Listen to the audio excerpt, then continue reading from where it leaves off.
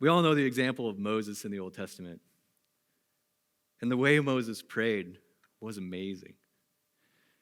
Every time he went to God to try and save Israel from utter destruction, he pleaded with God based on his promises and on his understanding of God's nature. See, Moses spent a lot of time in the presence of God, and his face glowed because of it.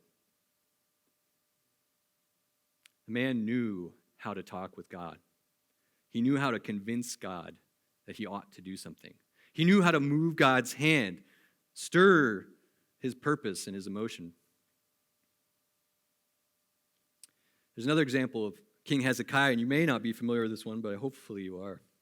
In 2 Kings 19, 14 through 19, and this is Hezekiah quotes from Isaiah here. He has a fundamental knowledge of the Old Testament. Hezekiah received a letter from, and this is, so a little bit of history here. Sennacherib is attacking Israel. He's about to conquer them. This guy has marched through the entire known world and just laid utter destruction. He's a huge army. Hezekiah received the letter from the hand of the messenger from their enemy and read it. And Hezekiah went up to the house of the Lord and spread it before the Lord. And Hezekiah prayed before the Lord and said, he quotes Isaiah here. He knows his scripture when he needs God. O Lord, the God of Israel, enthroned above the cherubim, you are God, you alone, of all the kingdoms of the earth, and you have made heaven and earth. Incline your ear, O Lord, and hear. Open your eyes, O Lord, and see, and hear the words of Sennacherib, which he has sent to mock the living God. Truly, O Lord, the kings of Assyria have laid waste to the nations and their lands, and have cast their gods into the fire, for they were not gods, but they were the work of men's hands, wood and stone. Therefore they were destroyed. So now, O Lord, our God, save us, please, from his hand, that all the kingdoms of the earth may know that you, O Lord, are God and God alone. He goes to Scripture in desperate need. He calls upon his understanding of the nature of God, and he does it with confidence. The Lord delivered them. George Mueller, another example. And this is something that he was an expert at. George Mueller, I would encourage you to read about him if you haven't. He's one of the most steadfast men of prayer that I've ever heard of, and I marvel at him every time I read about him.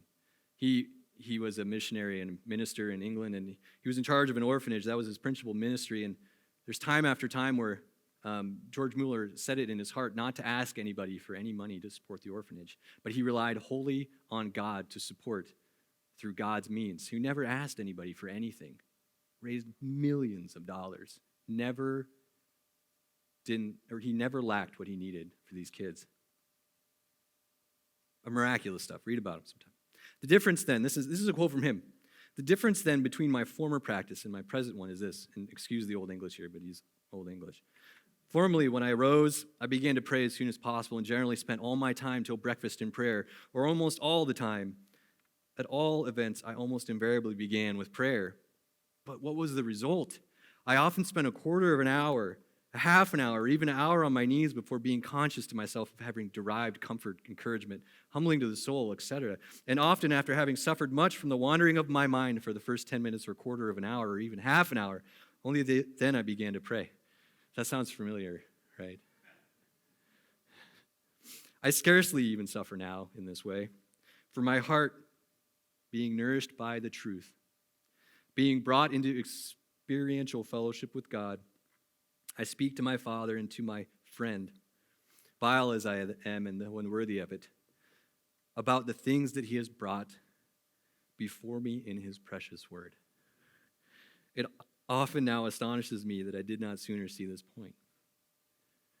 He learned to pray with Scripture alone. This is how we communicate with God. We go to him in prayer with his promises in front of us and our fingers upon them, and he speaks to us in the same word. Spurgeon, he can reverse his nature, but he cannot reverse his own nature, and he must do this before he forbear to hear and answer prayer. The best praying man is the man who is most believingly familiar with the promises of God. After all, prayer which is not based on a promise has no true foundation. We must know the promises of God. And you're going to only find them in this book. It is the only place you're going to find them. It's the only place you're going to be familiar with them time and time again. You have to devote your time and attention to them, or they'll fail you because you will not know them. I think this is fundamentally part of hiding his word in our heart. My personal example, passing of my father-in-law. I was distraught that my children would never know him or be influenced by him or receive from his wisdom. So I lay hold of God's promise in Romans 8:28, and with my finger on it, I raised my voice to God through tears and said, and I say to this day, God, you have seen fit to take such a man from my life, and who am I to disagree with your purposes? And it's right that he should be with you because he loved you dearly. But his departure has left me wanting for those good things that he was able to provide. And so I trust you. I trust that you will provide an influence greater than him. And wisdom more eternal, Lord, I will hold you to this promise, that this thing will work out for my benefit according to your word, and to the benefit of my children. And it is right that I trust you in this. And to this day I no longer weep, but I look forward to how the Lord will keep his promise. And I smile. Oh, how precious are the promises of God hidden in his word. Brethren, we know this to be true. We know it. We know it with all our hearts. We know it. We need to be spending time in his word. Above all things in this life, we need to be saturated by his words, his instructions, his promises, his help. We need to see Christ always. If you are neglecting his word, you do so at your own peril. Hey, thanks for checking out our YouTube video today. We appreciate you taking the time to tune in with us. Before you take off, please hit the like button. And if you want more of this content and you want to be notified when we put out new videos, hit the subscribe button and the little bell for notifications right next to it. We'll look forward to seeing you next time.